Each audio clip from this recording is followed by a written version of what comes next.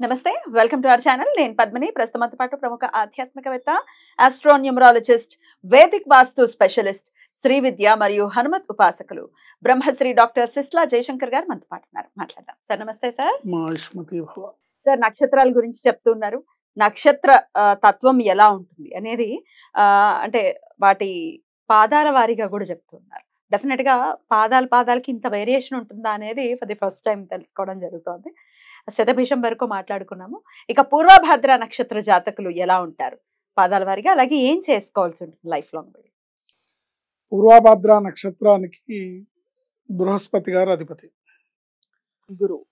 గురువు గారు అధిపతి సో ఆయన అధిపతిగా ఉన్న ఈ నక్షత్రంలో జన్మించిన వాళ్ళు కామన్ లక్షణాలు ఏంటంటే స్త్రీలోలుడు గురు నక్షత్రం అయ్యి బహు ప్రయాణములుండును జర్నీస్ ఎక్కువ చేస్తుంటారు భోగవంతుడు మంచి లగ్జరియస్ లైఫ్ని కోరుకుంటారు లగ్జరియస్ లైఫ్ని లీడ్ చేస్తుంటారు ఇంకా వాళ్ళు జాతకాన్ని బట్టి అదృష్టం ఉంటే లగ్జరీ లైఫ్ని లీడ్ చేస్తాడు లేకపోతే కోరుకుంటాడు రాజమూలధనము నుండును అంటే గవర్నమెంట్ జాబ్స్ గవర్నమెంట్ డబ్బులు గవర్నమెంట్ టీఏడిఎల్తో ట్రిప్స్ ఇలాంటివి ఉంటాయి క్షుద్రుడు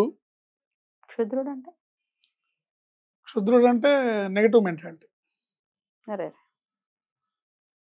క్షుద్రం హృదయ దౌర్బల్యం సుందరాకాండలో వాల్మీకి అంటాడు క్షుద్రం హృదయ దౌర్బల్యం అని నెగటివ్ గా ఆలోచించడం అనేది హృదయ దౌర్బల్యం క్షుద్రుడు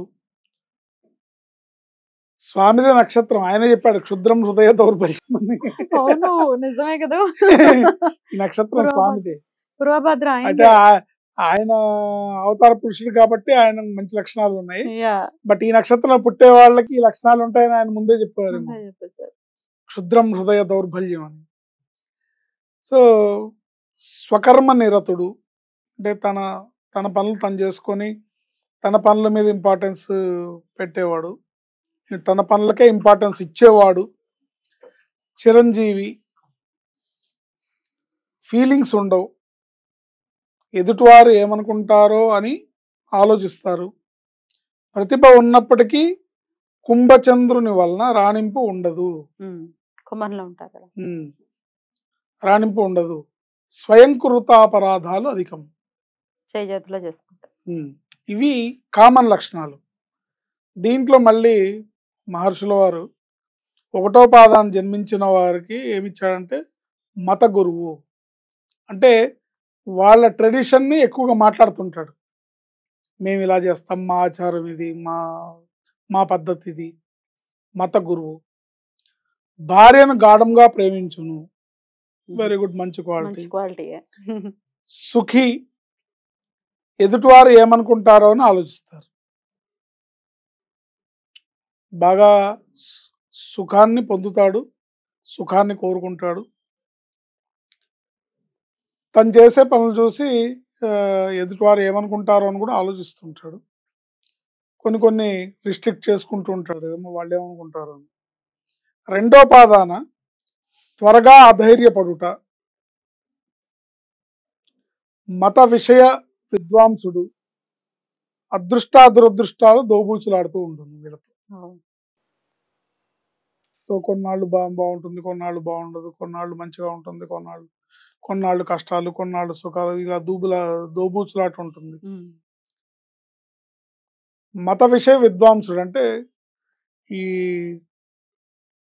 ప్రీచర్స్ అనుకోండి లేకపోతే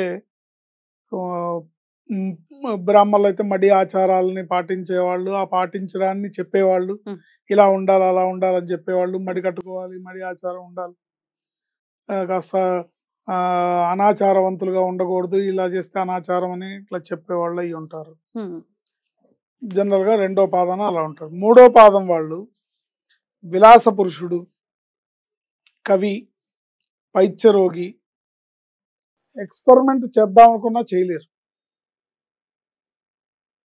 చేస్తే సక్సెస్ అవుతారు మైండ్లో ఆలోచనలు ఉంటాయి కానీ చేయడానికి డౌట్ చేయరు ఒకవేళ ధైర్యం చేస్తే సక్సెస్ అవుతుంది గ్యారంటీగా వీళ్ళకి ఏంటంటే మెయిన్ లక్షణం, వీళ్ళు తెగిస్తే వీళ్ళకి అదృష్టం ఉంటుంది. తెగించాలి, తెగింపులోనే అదృష్టం ఉంది. ఆ తెగించకుండా వీళ్ళకి ఒక సందేహం అనేది ఎప్పుడు ప్రతి పనికి ఒక సందేహాత్మకంగా ఉంటుంది. సందిగ్ధావస్థ సందేహాత్మకం ఉంటూనే ఉంటుంది. అది ఇది 3వ పాదం వాళ్ళు.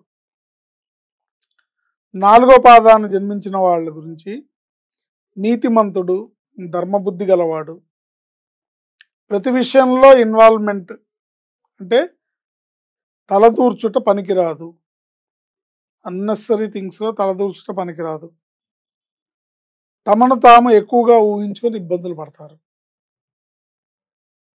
తమను తాము ఎక్కువగా ఊహించుకొని ఇబ్బంది పడతారు. ఇతరుల విషయాల్లో జోక్యం చేసుకోకుండా ఉంటే మంచిది. తనకు సంబంధించిన విషయాల్లో జోక్యం చేసుకోకుండా ఉంటే బాగుంటుంది. రైట్. ఇది 4 పాదాల వాళ్ళు ఇలా ఉంటారు. బోల్డ్ అంత డిఫరెన్స్ ఉంది. కాకపోతే ఎంత గురు నక్షత్రం అయిపోయినంత మాత్రాన ఆ గురువుకు ఉన్నటువంటి ఆ లక్షణాలన్నీ ఆ నక్షత్రం వాళ్ళకి ఆపాదించడానికి అవకాశం లేదు. ఇప్పుడు అది ఈ నక్షత్రానికి వీళ్ళు అధిపతిగా ఉన్నంత మాత్రాన వాళ్ళ లక్షణాలు ఉంటాయని లేదు. అదే తండ్రి పోలికలు కొడుకు వస్తున్నాయా? ఏంటి పండిత పుత్ర పరమసుంఠ అనే సామెత ఉందనే ఉంది కదా. పెద్ద పెద్ద పండితుల పిల్లలు పరమసుంఠలుగా ఉన్న వాళ్ళు ఉన్నారు. మరి ఖచ్చితంగా వీళ్ళు మార్చుకోవాల్సిన అంశాలు ఏంటి సార్? ఖచ్చితంగా వీళ్ళు మార్చుకోవాల్సిన అంశాలు ఏంటంటే డౌట్ ని తీసేయాలి. ఈ పని చేస్తే నేను సక్సెస్ అవుతానా అవనా, ఈ పని చేస్తే ఇది కరెక్టా కాదా అనే డౌట్ ని తీసేసి తెగింపుతో ముందుకెళ్తే, ధైర్యం చేసి అడుగు ముందుకేస్తే వీళ్ళకి సక్సెస్ ఉంటుంది. అద్భుతం సార్. కుంభరాశిలో ఉంటాయి కొన్ని పాదాలు, అలాగే మీనరాశిలో కూడా ఉంటుంది కాబట్టి మరి వీళ్ళు ఎట్లాంటి రెమెడీస్ ని చేసుకోవాల్సి ఉంటుంది సార్ ప్రత్యేకించి? వీళ్ళు శనివారం నాడు చేసే ఆంజనేయ స్వామి ఆరాధన వీళ్ళకి బాగా కలిసి వస్తుంది. శనివారం నాడు ఆంజనేయ స్వామికి చేసే పూజ లేదా వడమాల, ఆకు పూజ, ఆంజనేయ స్వామికి చేసే సింధూర లేపనం, ప్రదక్షిణాలు, నిరంతరం ఆంజనేయ స్వామి ఆరాధన, ఆయన జపం మంత్రం, ఆయనతో కనెక్ట్ వివరించారు. ఖచ్చితంగా హనుమంతుడి అనుగ్రహాన్ని పరిపూర్ణంగా వీళ్ళు పొందాలని మనస్ఫూర్తిగా కోరుకుంటూ ఇక నెక్స్ట్ ఎపిసోడ్ లో ఉత్తరాభాద్ర నక్షత్రం గురించి మాట్లాడుకుందాం. Thank you sir. నమస్తే. ఆయుష్మతి భవ.